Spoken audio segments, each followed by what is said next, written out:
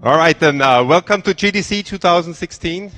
I'm happy that I can open very early for all of us. And thank you for attending this session, despite the timing.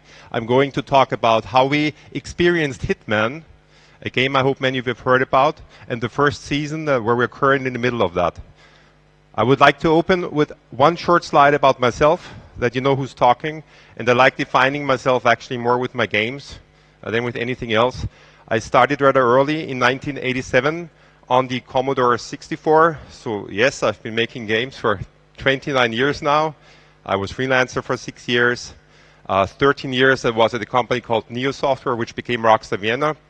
After that, I started Games That Matter, which became Deep Silver. I was there for 4 years.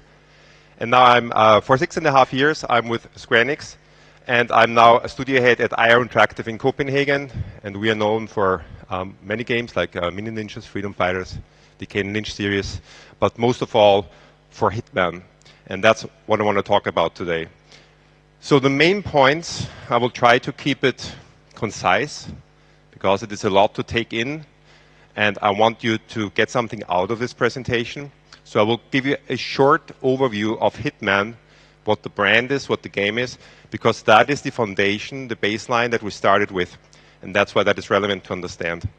The majority of this talk today will be about what we call internally Hitman 2016, because it's the 6th game in the series, but it's the first game that we just called plain Hitman. And lacking a subtitle, we dubbed it 2016. And I will take you through our initial vision that we had for the project, what happened over the years, how we launched it, and now it's been running for a few months, and I will go to the ups and downs of that. I will have a core focus on takeaway points and lessons learned. I know that you cannot apply all of these to your personal situations. I hope you'll find some interesting and some very applicable, others perhaps not so. I also want to encourage you, if you have any questions after the presentation, please come to me. I will try to spend another 15 minutes or so after this is over if you want to have individual questions. So this is the main thing I want to give you, the key lessons. And then at the end, if there is some time left, then we'll have some Q&A publicly here where I think we'll go through with a microphone as far as I know and do some public questions. All right, then let's get into it.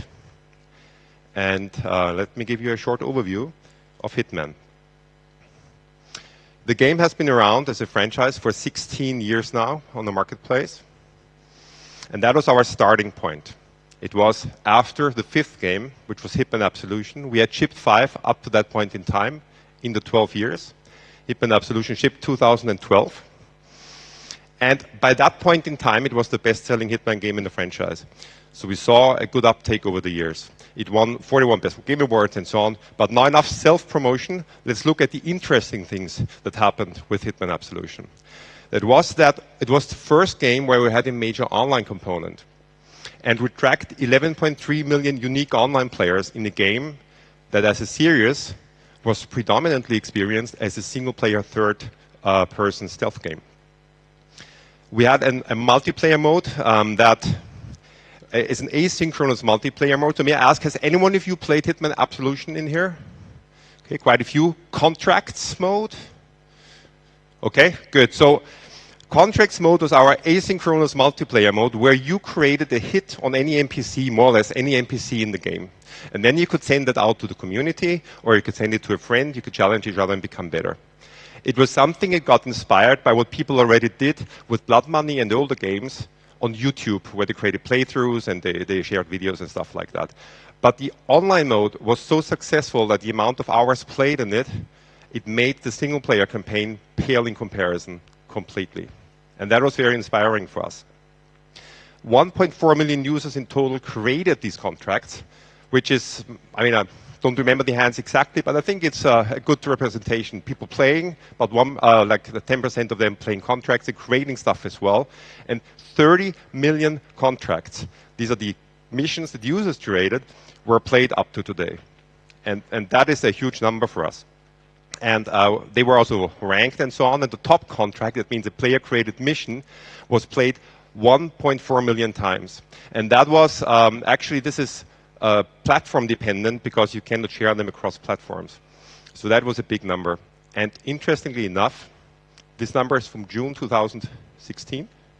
We still have 300,000 unique monthly active players in a game that runs on Xbox 360 and PS3, and of course also on PC, and it shipped in November 2012.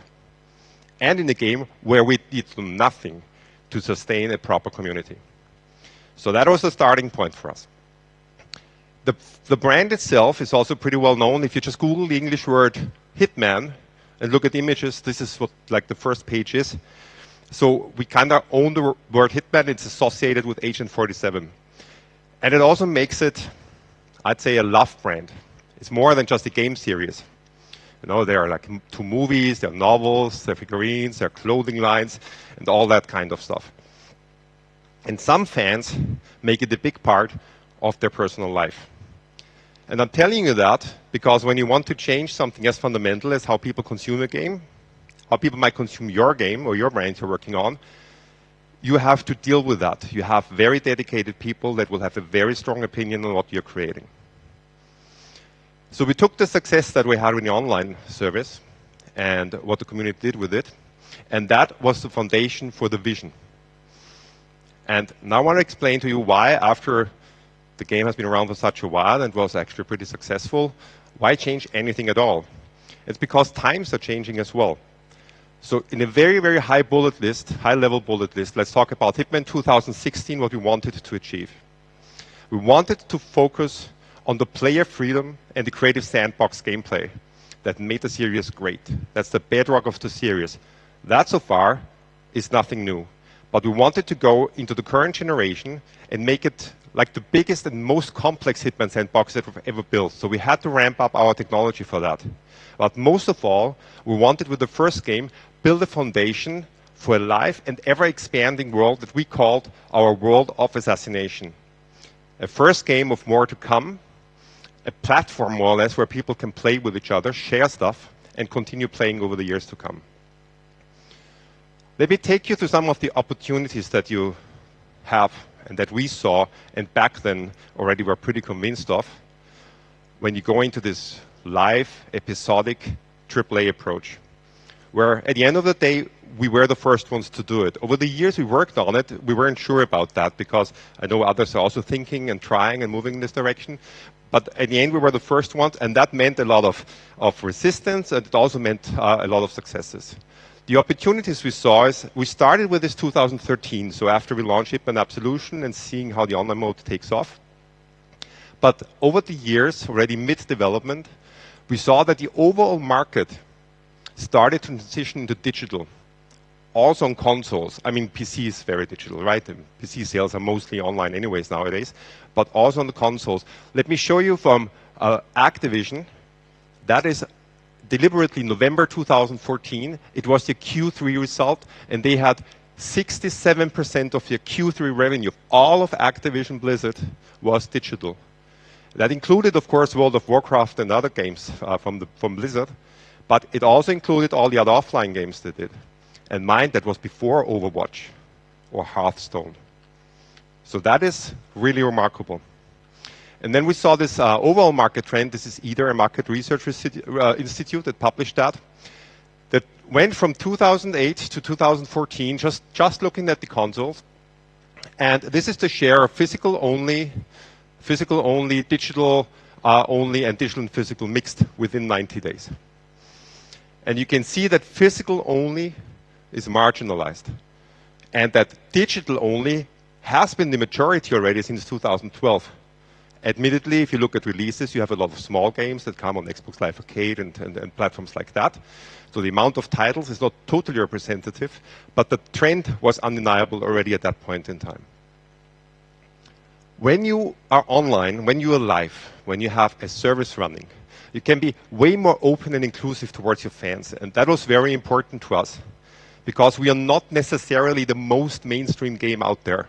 We are a game that is perceived as hard, as difficult, as a thinking man's game, and we wanted to be close to the fans and be able to react. Between Blood Money and Absolution, it took us 6 years to make a game, and that is a very long time to react to any feedback that you get. Also mind that your margin when you sell a game digitally is over 2 times bigger than when you sell a disc. And what that does to you is that you can tailor your game to your fans instead of actually looking for the lowest common denominator, because you do not have to sell the same amount of units to reach the same amount of profitability. And that gives you creative freedom. That was a key point for us. We wanted to go back to the formula of blood money that made the game great and successful, but it also made it difficult for some people to play. And in order to do that, digital was a great opportunity for us. And it also helps to make games that are a bit different than, many of the big AAA blockbuster games on disc. They have a tendency to kind of become alike, and we didn't want to be like that. And that's an opportunity you have with that. You can also innovate faster, as I said, faster than 6 years for sure. You can innovate within weeks, sometimes within days. You can balance something within days. You can add a feature perhaps within months. You can add content within a few months. You don't have to wait years for that. That is much more often, much better, that ultimately leads to better games. You can also, on the marketing side and on the community and social media side, see more coverage because you have events, you have content coming and so on. And if I may give a recent example, let's say Uncharted 4 was a huge hype, right? Fantastic game, huge hype. After the launch, people stopped talking about it. And that's because it is this kind of game that is a great weekend experience. It's linear, right? You don't replay it that often. If you have a live game, people are still talking about Destiny, or not to mention World of Warcraft and Overwatch and League of Legends and so on, right? These are some of them are very different to Hitman, but these are games that people engage with continuously. And that also gives you coverage. And I personally perhaps overestimated that, because we experienced most people buying the full pack, the full price, but it still opens the opportunity for more flexible pricing models. In our case, we had a so-called intro pack that we sold for $15, and that helps people to get on board without spending $60. Perhaps they can't even spend that much. Perhaps they don't want to spend that much because they just want to try it out and see whether that's a game for them. So that's an opportunity as well. And last, but absolutely not least, you are very close to your players, and your players are very close to you. Trust me, very close. You hear all of their opinions, all of their views, and that's a very positive thing in my opinion. I personally went into games to entertain people, if I may say so, to make people happy. And seeing people play our games is what also gives me job satisfaction. And when you're live and online, and when you have a game that evolves and changes over time, this is where you can be closer than ever before. And we had a huge distance when I began like 30 years back. Distance was gigantic. And it became a bit smaller and smaller over the years, and now we're as close as I can imagine to be. And that is really great. In order to pull it off, though, you need to change a lot of minds. You need to make people come on board with you. And I want to take you through a short list of things that we had to do over the time, and I would like you to be mindful of as well. So first of all, your shareholders need to be on board with what you're doing there, because you have a completely new sales and development strategy. And that can be scary, so you need someone to back that vision and understand why you're doing it. You need your development team to be on board with you, because it's fine if a studio head or an executive producer or a lead programmer, they have the vision and believe in it. But everybody working on the game should have trust in what you're doing. And the uncertainty of facing something that unknown after having had a success formula, something you shouldn't underestimate. You need to take it seriously. It's also legit. A change is risk, right? So you need to take your dev team on board. You need to have your publisher on board, of course, right? Because many publishers, it's been changing, but when we started with that in 2013, there was not that much experience in selling a big amount of units at a high price digitally. That was the world of free-to-play and browser games and stuff like that back then, right? And that's also a big change of mind. Then you have your sales teams, the people that actually are in the territories trying to put boxes somewhere. Obviously and naturally, they're afraid of their jobs if they hear digital because they see their workers pushing discs. But you need them because you're still selling. You need to sell in the territories. You even need retail. I mean, we do things like ESD cards and then other opportunities that bring the game to people who don't see it online but still can buy it digitally. So sales is important, but you need to have these people support you as well. Then there are the first parties. So who is developing for consoles here? It's not many. No console developers here? All right.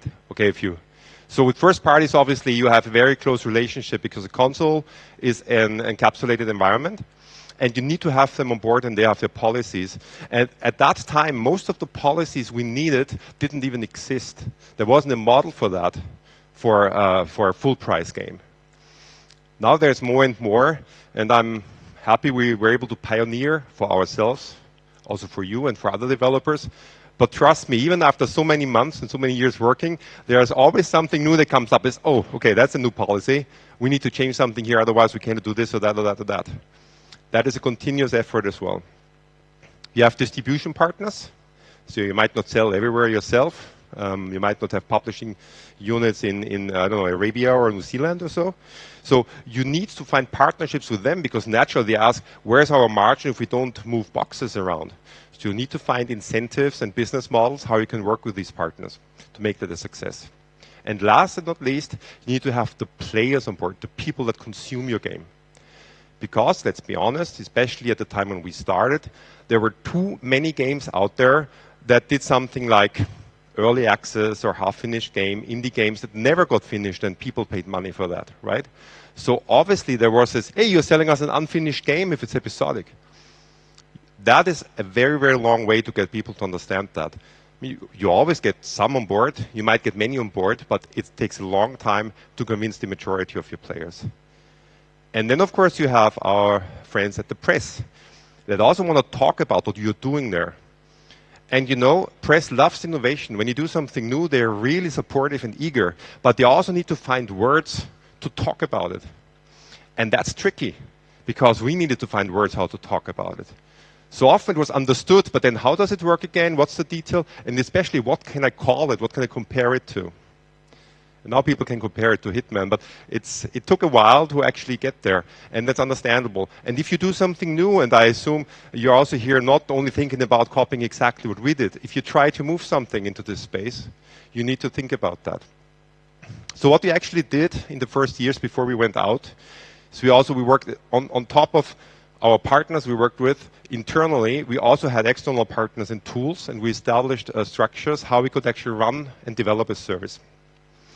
We did continuous market research with two main partners. One is the Big Solutions Group, which is a company that takes the journalistic angle on what you're doing. They do mock reviews, so they give you like Metacritic predictions and stuff like that.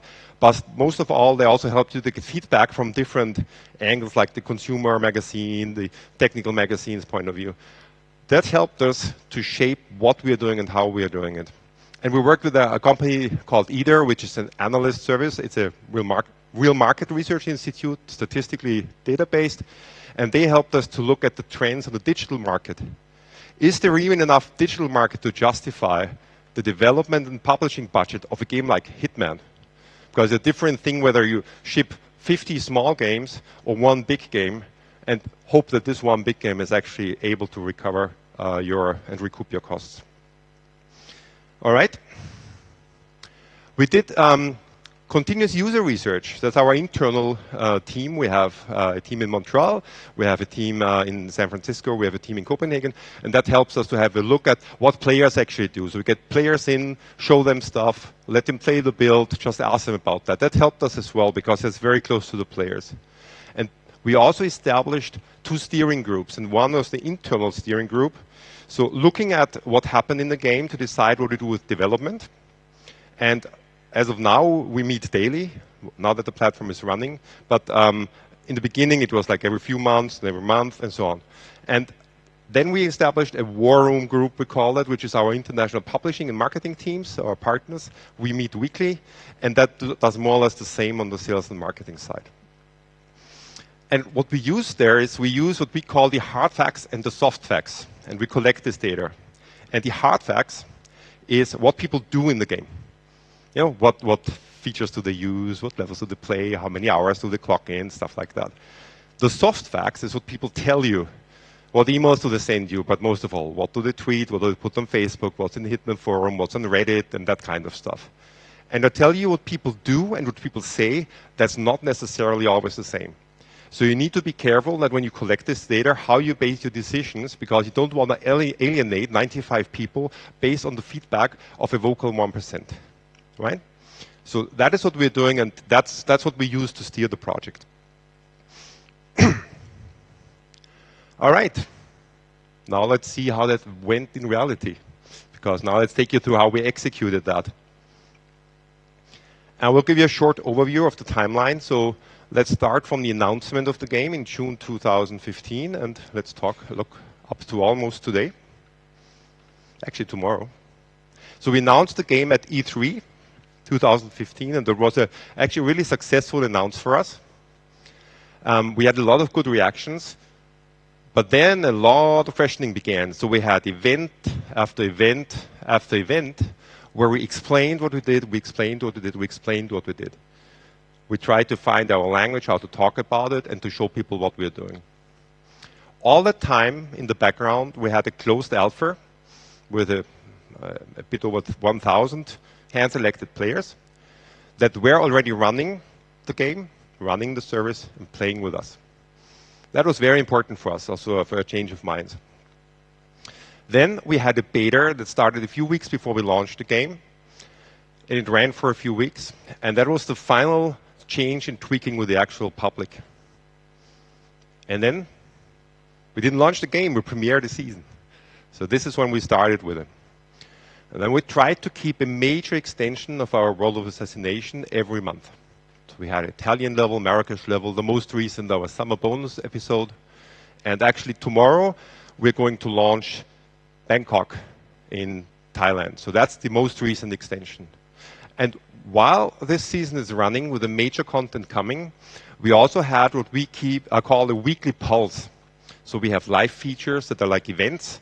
We call them elusive targets, or we have so-called escalation contract and challenges. These are things that happen. And actually, I'm very proud of our development team. So far, we have really managed that we can extend the content of the game every single week. And I think that's important, because you want to keep people engaged.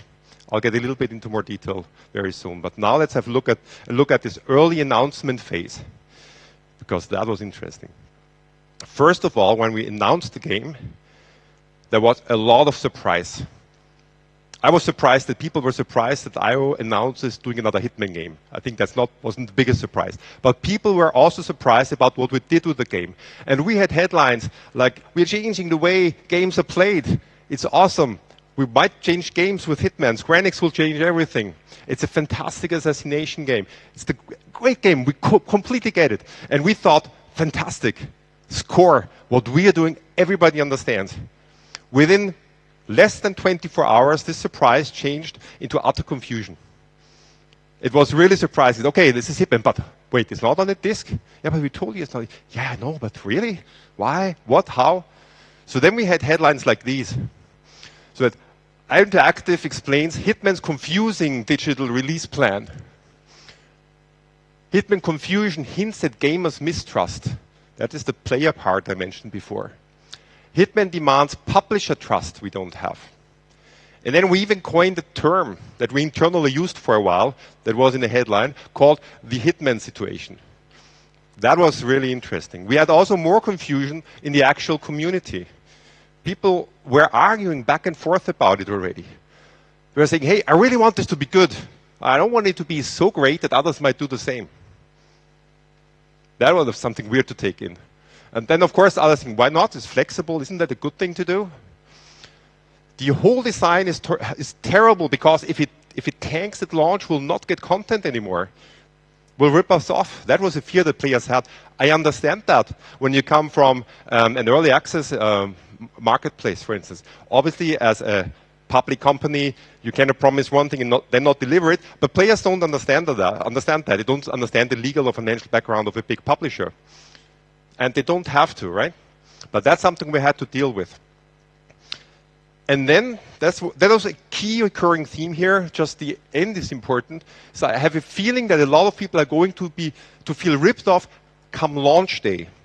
Because obviously when you buy the whole game, the whole season, like a season pass, so to speak, you pay your $60, you get the game. But day one, the content is, of course, not everything. And that was a recurring theme.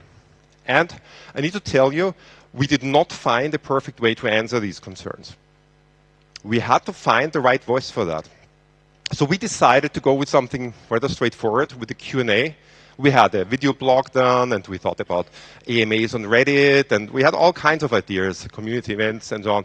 But then we just decided, you know what, let's go for a Q&A, be straightforward with it. We were that for a long time. And that explained quite a bit to the players. But after that, we made what I think, looking back, was our biggest mistake. We became very concrete, and we launched an infographics, actually 2 of them. And these infographics were very specific. And although they explained ambition and direction, obviously it makes it very tangible. So that's something, going back, I would not do anymore. I think for us it was the wrong thing to do. We had to keep adding more details at Gamescom, or after Gamescom, which exactly a year ago we showed our first build to press. We got good feedback there. It's like, okay, this is Hitman coming home. This is the blood money you've been looking for. That's the Hitman game. So we actually really achieved these goals. But it stayed also in press and with the players is, yes, more content coming. But how much is it going to be? So let's look at the first 3 most important lessons we learned out of that. And let's see what you can take out of that for yourself. One is that being transparent can hurt you, and it can hurt you a lot. We made the decision that from an ivory tower developer that makes this game, and the publisher sells it, and we never talk to the fans, which we did for the better half of 15 years. It was a very, very long time we were closed, then we opened up. January 2014, actually, we opened up with a letter to the fans where we explained that. But when you are open, you sometimes expect people to understand too much. Because many of you know the details and the problems and daily struggles of development. Taking people through that is a hard thing to do. People don't trust the publisher. We're always the evil corporate company. No matter what you try to do, no matter how open you are, these things we also have to take into account. So what I would recommend to you, if you decide to change something on a franchise, on a game that people like and you have been working on for a long time, choose what fits your vision. Be open, be closed, show them everything, show them nothing, but take it through. I think our main mistake was being very open, getting scared by some of the reactions, then becoming overly corrective, and then going back and forth over too long a time.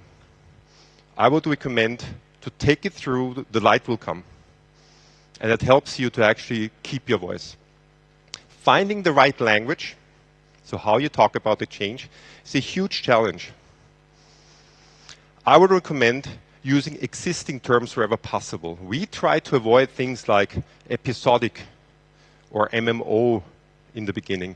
Episodic games were like telltale games, right? Very different from our game experience. We were not an MMO either. I mean, you never really simultaneous multiplayer. We're not like Destiny, but somehow we are, you know.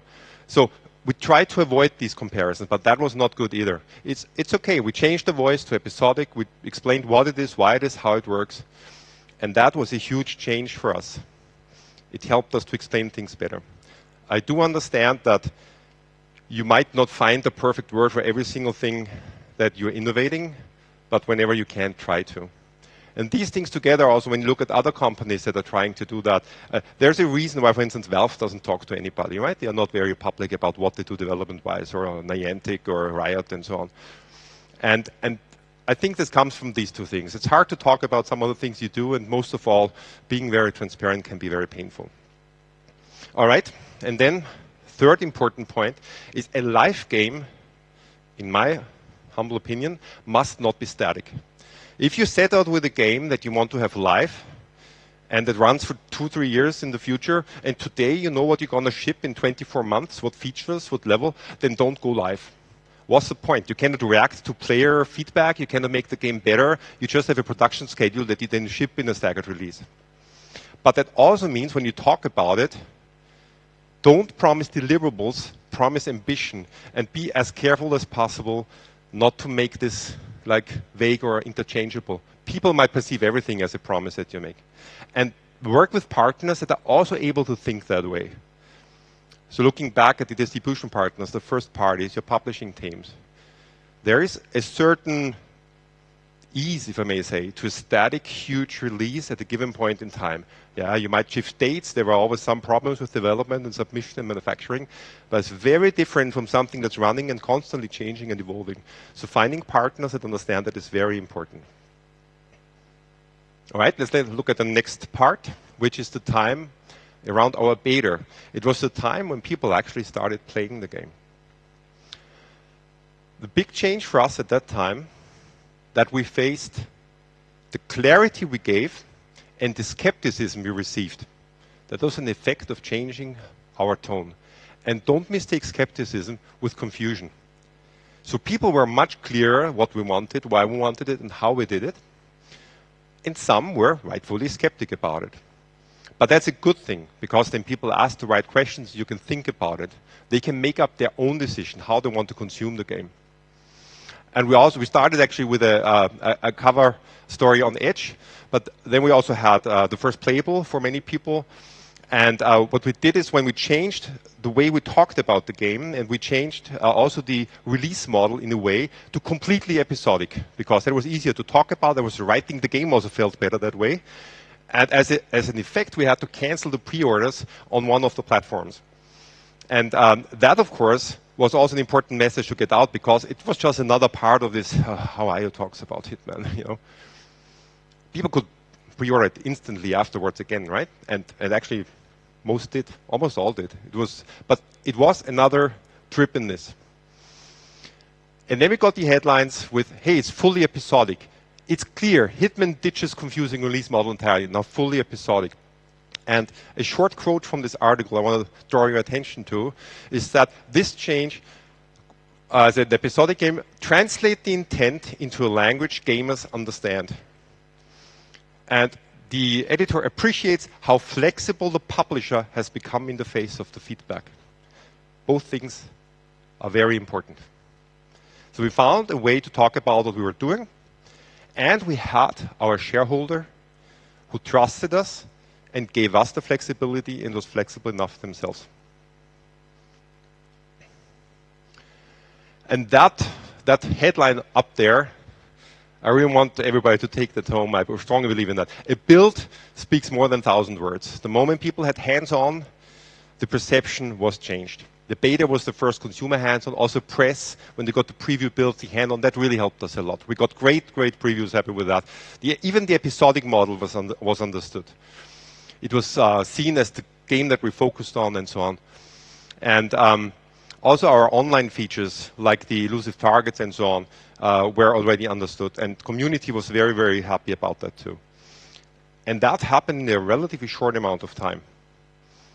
And it was a change of tone and actually proving, of course. So the lessons I would like to give you there is that if your message is complicated, and unavoidably, sometimes your message might be complicated. Look at No Man's Sky, for instance. They had a long time to understand, for people to understand what they were doing, right? Games that innovate in what area, whatever, have complicated messages. But don't deliver too many of them at once. We actually made a very deliberate decision how we talked about changing the release model, canceling the pre-orders, and then how we actually going to ship it and what the features are. So think like in messaging, one headline at a time, because otherwise you convolute it, and that creates more confusion. Then, if I may say, if you're groundbreaking or trying to be groundbreaking in one area, then be conservative in others. Look at what are the bedrocks of what we have been doing successfully. For us, it was our open world sandbox gameplay. People really loved that. We were, I would say, surprisingly conservative about the core gameplay experience. We just brought it to the new generation of hardware and times. But choose what to innovate and what to keep steady. That will help you, in my opinion, because then you have at least a certain bedrock that you can count on. And if you do a beta, and more companies do that, make a beta a beta. I don't believe in betas that are just glorified demos or less glorified demos. But a beta also shouldn't be too broken if you're trying to be a more mainstream product or have a bigger target audience. You cannot take people through a complete alpha and expect them to understand the game. But a beta can be a huge help for your development, obviously, but also for your marketing if you time it right. We did a lot with our beta, actually. And because of the digital release, we could afford a 5-week time span between beta, or the betas, and releasing, and still change a lot in the game. So we changed our opportunity system. That was actually one of the key things that gave us great scores in reviews. That was a new feature in the game. We changed our difficulty balancing, AI reactions. We also even changed the complete setup of the second tutorial mission to make it more sandboxy. And we fixed a lot of stuff, a lot of problems we had because the beta was actually very successful. It fixed a lot of problems in the server connection. And given how many problems we had at launch with the server connection, I would say I don't want to imagine what it would have been like without the beta. Yeah? So that is something I want to give you. If you can plan, if you have the luxury to plan it, do a beta that can help you sell your game, but also gives you just about enough time to do the final, most important tweaks. All right. Let's have a quick look at the actual launch. Now it gets really interesting and hot. So we premiered the season, and we came in really, really well when people played that one level. It was the size that was recognized. It was the actual quality of the gameplay. But also at launch, there was a certain group, a certain percentage that found it too short. Knowing there was more to come, knowing it was huge, but also knowing, hey, it's about the sixth of the game. And that affected us. So very top line, we were praised for the best of Blood Money and Absolution, hugely playable, non-linear sandbox, level design and gameplay quality. Nothing of this is new. Everything of these things we were praised for, the game had been praised for 15 years before.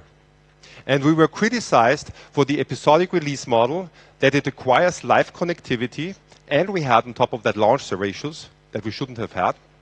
And that combination was something that we got criticized for a lot. I think also to a certain extent rightfully, but we had to make a tough decision. Do we want to avoid cheating? Or do we want to have an easy as possible single-player experience? And we chose to avoid cheating because our vision is a live service. Our vision is a platform for people to share and play with each other for years to come. Life is important for us, not cheating is important for us. When I look at some gamers like from the Division team, for instance, they are also fighting cheating. It's a difficult thing to choose. What do you prefer? Obviously, Hitman, having been a single-player game, was more criticized for being online than, let's say, an MMO or a first-person shooter. And the load times on some consoles, which was our problem, and we overlooked that. But because it was a live game, we were able to fix it in, I think, 2-3 weeks or something like that. So we were pretty fast with having the first fixes and made it better over the time of the service. So these are the highlights. But what it did is also polarized our community to an extent we hadn't seen before. Every game polarizes in a way, right? But for us, these two extreme ends were really, really big. We had extreme strong voices, pro and con. Interestingly, and a lot of the negativity came from people who haven't played the game. And that's because people have strong opinions how things should be, right? I think that's okay to a certain extent, but we are in an industry where things are changing. If you look back at the 70s, we all come from arcades, and arcades are what, like microtransactions where you play a quarter to continue, and that's kind of where we come from, right? Things change, but some people think they shouldn't change. There was what I call the "I'll wait for the disc" meme. It was a recurring thing. So no matter how good the review was, no matter what assets we put out and what people liked about trailers and stuff like that, there was always, scroll down, 10, 20 comments down, you'll find the first, hey, I'll wait for the disc. Cool, I'll wait for the disc. I don't like the model, I'll wait for the disc. And that clashed with feedback and articles of people that, hey, that's perfect. Hitman is the right game to do that. I really have the time to play that level before I go to the next and the next. That was an active player. So what we actually had, what we saw is, we were really happy with the start of the review scores, And we had very, very bad user Metacritic points. This is actually from like last week at launch. That looked way worse. Yeah. So and then we still have a bad, comparably bad user Metacritic. That also led to an article on the Dutch Inquisition that was called "Hitman got meta bombed." And I would actually, if you find the time and have the interest, encourage you Google it, try to find it, and read through that, because there are some good points in there. And that went at the same time out, like these things, where people are writing articles about why you should buy it, why it is good, why it is right. So now, let's have a quick look at what happens when you're out, because now you're the showrunner I have in the title. Showrunner is a term from television, which seemingly became popular when episodic and fragmented content became more and more popular, and is running quite a lot now, just so you know that.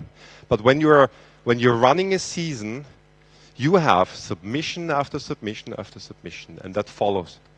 You're heavily dependent on your whole infrastructure, on the third parties, on the internet service providers, on the cloud service providers. So we work with Microsoft Azure, for instance, and obviously we need all these systems to run. They do compute for us, and they run part of the games.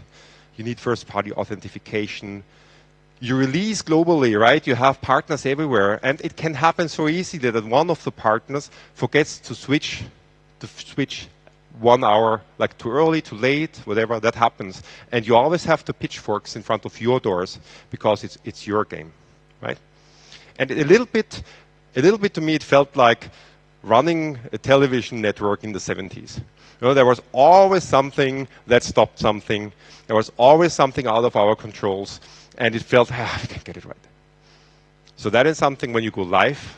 I guess many of you have live experience, but also when you go live with something that is bigger and you want to be close to the fans, you will have to work with. Key lesson from that part is that if you change something as fundamental as a release model, could be also something else, but it will affect your score negatively.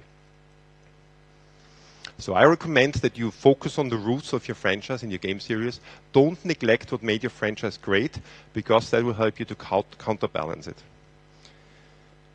Everything that happens is your fault. It's no matter where the issue lies, right? And I think that's okay, because you are the face. You're close to the fans now. Where should they go? They have a problem with their modem.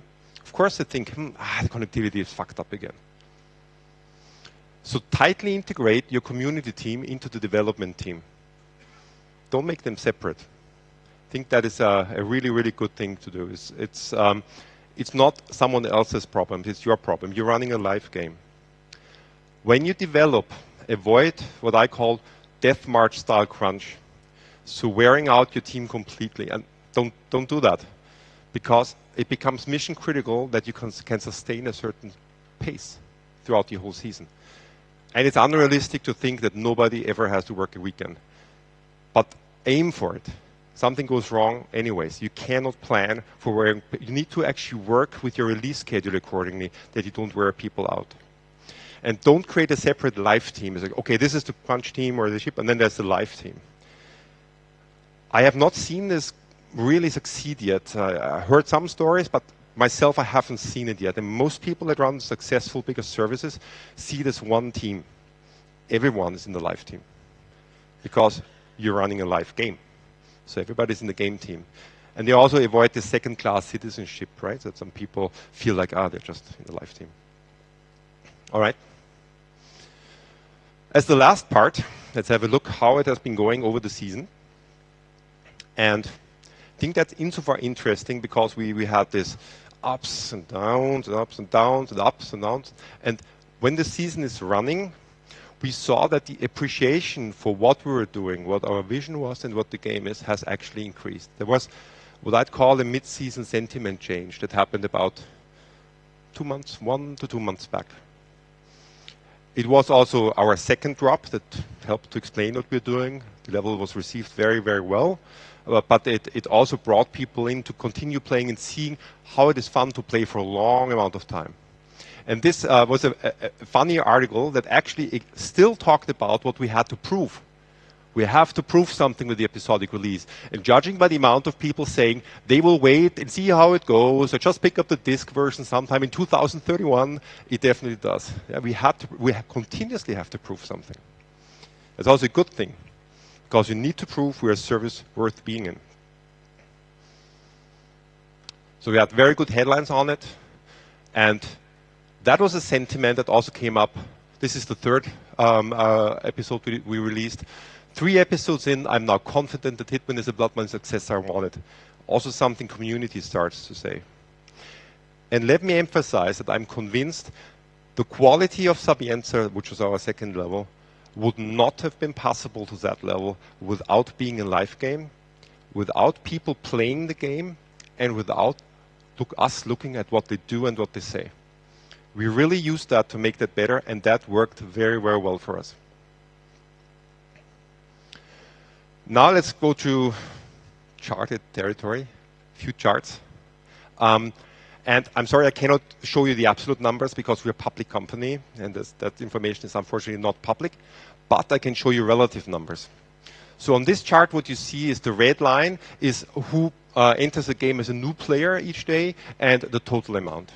And this spike at the very beginning is months, so from June 2015 to March 11th, it's all the pre-orders that accumulated and got executed, right? So this is your day one spike.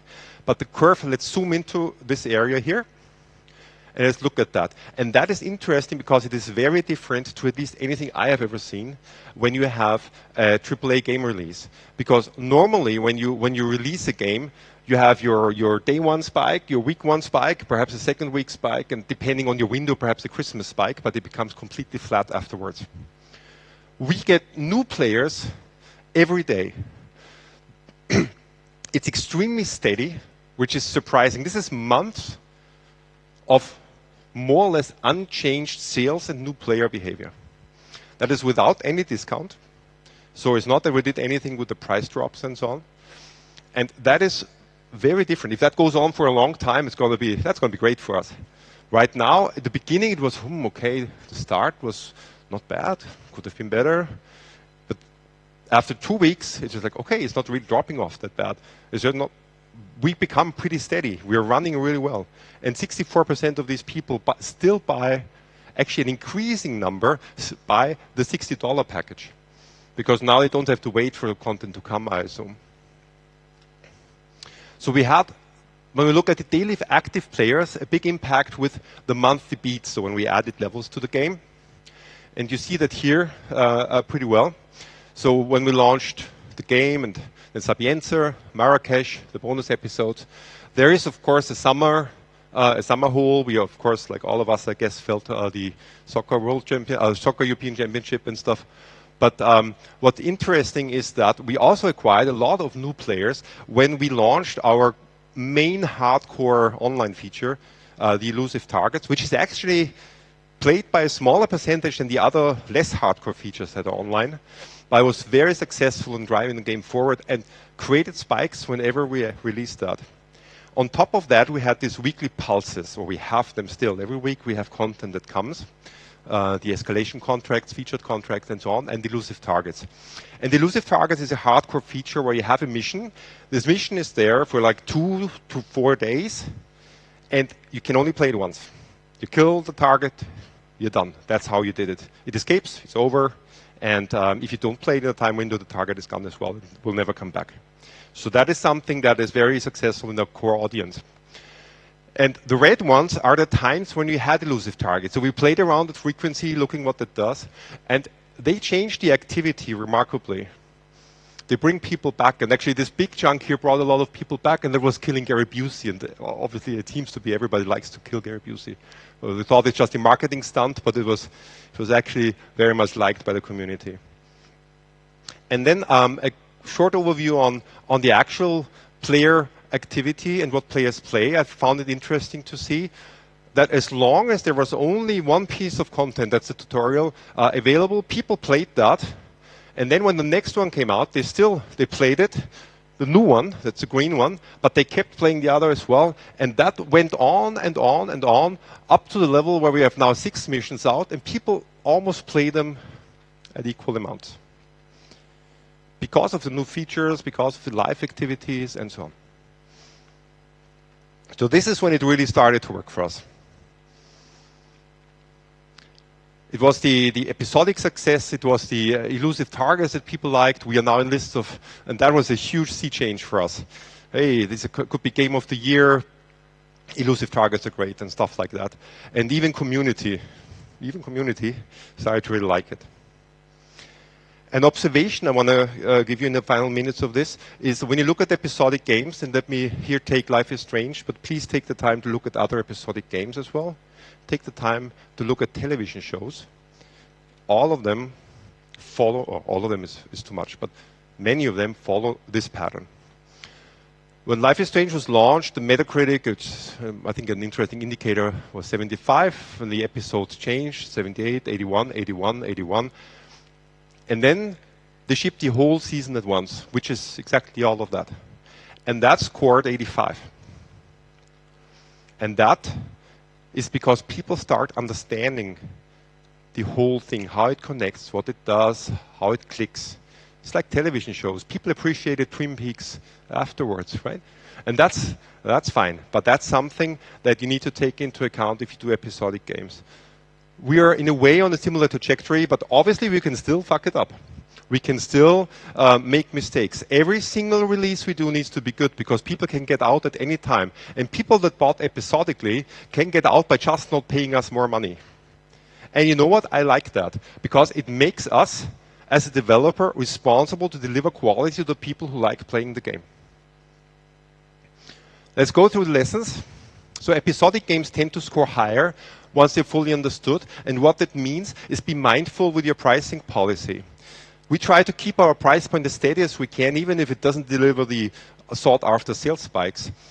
But it helps you to sell while your quality is increasing, or the perception of your quality is increasing. Talking about improvements and new features is better after the fact because it reduces cynicism and makes things clear. For us concretely, that means we don't promise features anymore.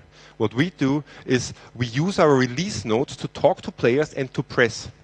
And that makes us very genuine because we can talk about the things we've actually delivered. And our ambition is to deliver the things that people are really asking for first. So that works really well. And on the charts I showed you before, there are like two key things. Is content extensions helped us to bring players back that might have stopped playing. And the weekly events kept players playing that stayed in it. I think that was really interesting. You see people come back every week, and then there are some people that just come back when there's new content coming. So the combination of that is useful, and it doesn't have to be as big as a Hitman level. I know that's huge content, but you can do it with other things as well. So plan for activities in your game and for regular additions. All right, a few concluding recommendations. There was an impact on the development team that this being a developer conference, I think might be interesting to hear. We started when we developed the game with what we internally called the first life, which was our first playable, more or less, that we published to all of Square Enix. And Square Enix being like 3,000 people, we had a good base and quite a few signed up. And we had people playing that. And that was a huge change because we had to overcome this fear of showing our dirty underwear, the first things we've done with this new game, to the people we appreciate most, our colleagues that are also developers and also make awesome games. And although we are friends, we also compete a little bit with each other, right? That was a very important step for us to learn what it means to be live. And then we started updating this build. And we practiced customer relations management, right? We ran the servers for the first time. We applied updates to the game while that was being played, which we ultimately updated to the vertical slice, which, as you might know, is the part where you prove your final quality and gameplay in a small part of the game. And we got into this monthly release mindset and backwards compatibility, with player profiles, save games, and stuff like that. That we then upgraded to the closed alpha. That was the same build, which became, based on the same build, which became the first touch point with the real consumers. That was when actual players played it, what I mentioned before in the time overview. And that had an effect. It put the game first.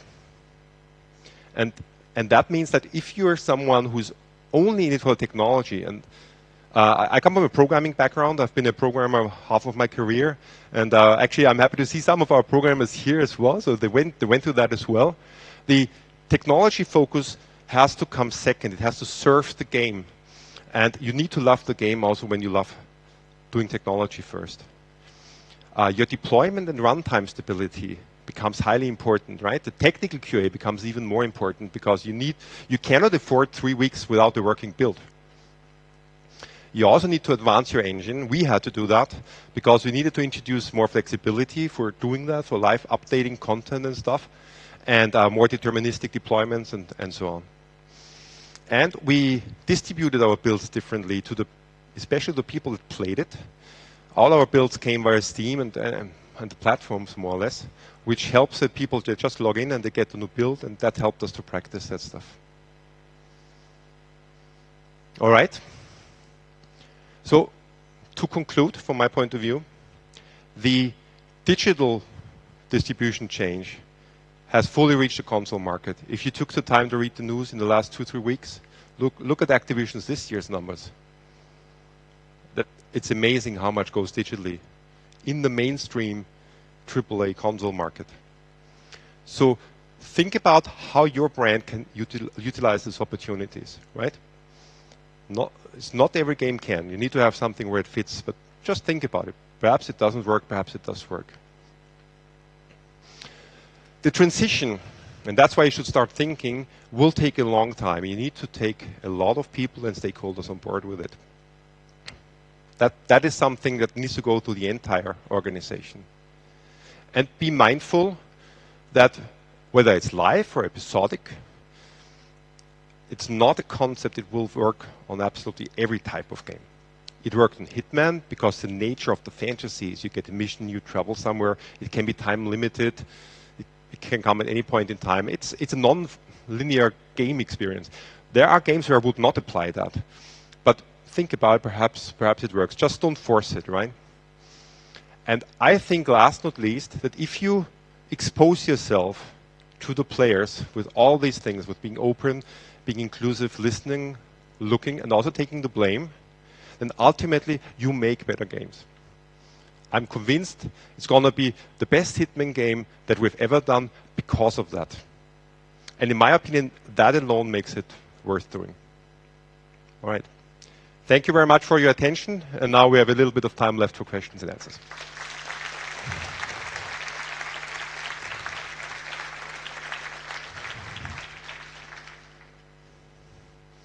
Any questions? Microphone's coming. Oh. Hi. Thanks. Very, very great presentation. Could you iterate on the war room you talked about before, the marketing war room? Yeah. Because I find it's an interesting transition that the big games are turning more into like the commercial world, more of the online marketing. You mentioned CRM yourself as well. You're using the analytics and the tools in the right way, and how do you like monitor the brand and so forth, right? So the way we are structured is that we have an own brand marketing department at each studio, and their job is to collect all the data from the brand perspective. And the development team looks at the development perspective, things like connectivity, player behavior, and so on. We use Azure to collect the data, and we use a system called Tableau, which you might have heard about, to analyze the data and visualize it. And I need to say there that actually, even with the hard facts, and I talked to a few others as well, I think it's not only us doing it like that. You can look at data, but it is a bit of an art form as well. It's not only science, an art form to actually make your decisions on data as well. But it helps you. It helped us, for instance, to see things like where do people play a lot? So what level areas are visited? Which areas are unvisited practically in the main mission? And that's a really cool area. And it's perfect to place an elusive target there, or to do a contract there, or some live features and so on. And that helps us to make better use of what we have created and enhance the player fun at the same time. The same is true for difficulty or for items they use or disguises or that kind of things. And that's more the steering of the project. In the war room, we meet with all the territories, which is it's like a conference call with the global territories, and everybody has some local requirements, right? Germany is a different market than France, UK, US, or so on. And then we try to square that circle and say, okay, this is the direction we take it. This is the advantage for this or that market. There can be things like pricing, but there are also things like how do we talk about it? some of the live things. Germany, people got that comparably easily. Other markets, they were more confused by it. And then there are markets that still have a problem with being live and online because they pay for traffic, or they live in a country where it's only the coastlines or the major cities that have any internet connection at all. That's worth mentioning. So that's what the war room does for us. It's driving the commercial success or sustainability. The question was, what about Brand Monitor? We work with a company called Brand Watch, which is like giving us statistical data how positive, negative people are about us and the game, and that helps us to see how we train with the things we talk. That's also when we can verify one headline at a time, and we know, hey, the game is we're canceling pre-orders. You cannot expect a lot of positivity about that, right? So you know what you get, and then you can verify whether these things are actually working. I think we don't have much time left. 2 more questions, is that possible? There's 2 more questions? Okay, let's see. Yes? Shout out, I repeat.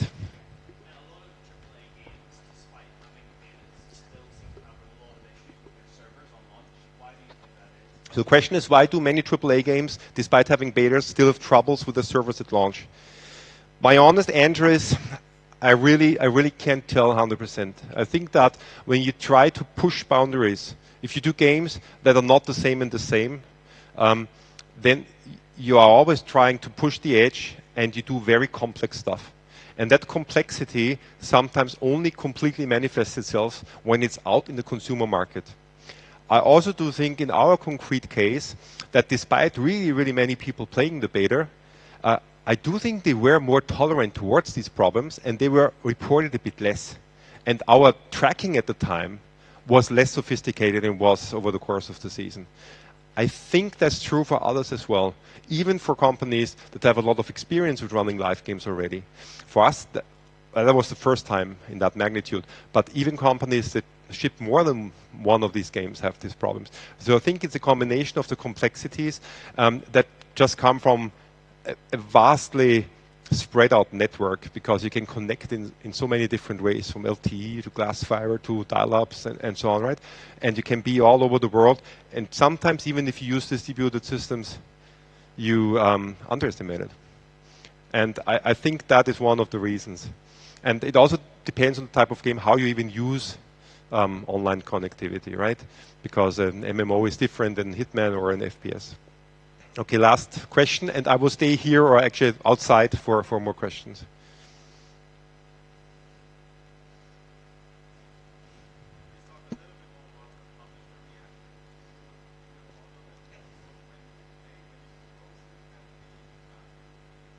So can I talk more about the publisher reaction when we proposed and when we released? That is, of course, a very subjective thing, because I only have the experience with one title, and I work for Square Enix. Square Enix was extremely supportive. The vision was completely understood. We have a bit of this dogma of, it's like our company model to make players happy with unforgettable experiences.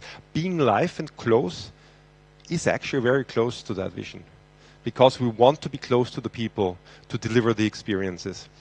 And there is a long-term future in that for us, because as publishers, it's our players that matter. It's the people that spend time in our games. I'm happy to see people clocking 200, 300 hours in our game already, and it's not even half out, right? That is something where I see a lot of potential also in the future. And the reaction from the publisher was, yes, that's what we want to do. Mind that we are also the home of Final Fantasy and MMOs and so on, so we know how to engage with players, and that was really positive. When we released, it's, I think the same feeling I had, we had on a group level as well. It was like, the start. Yeah, when we do this, we can sell more. Of course we can sell more, because we sell all of that more or less day one, and then it's on the shelf for a few months before you hope that they don't return, or you argue or do down pricing and stuff like that, right? Digital means every single sale is in the hand of a consumer instantly. That was a big difference, and also a learning experience for all of us. So I think I'm really happy at being at a company that is able to allow that freedom, willing to take risks, and able to use these opportunities without panicking or going back and forth too fast. Because as we see, it's the long game that matters. The digital market is something that needs to run long, and it keeps players playing, and it keeps players buying. Very different to the experience I have with selling discs. All right, thank you very much. If you have more questions, 15 more minutes or so, I think there's space outside the room. All right, thank you.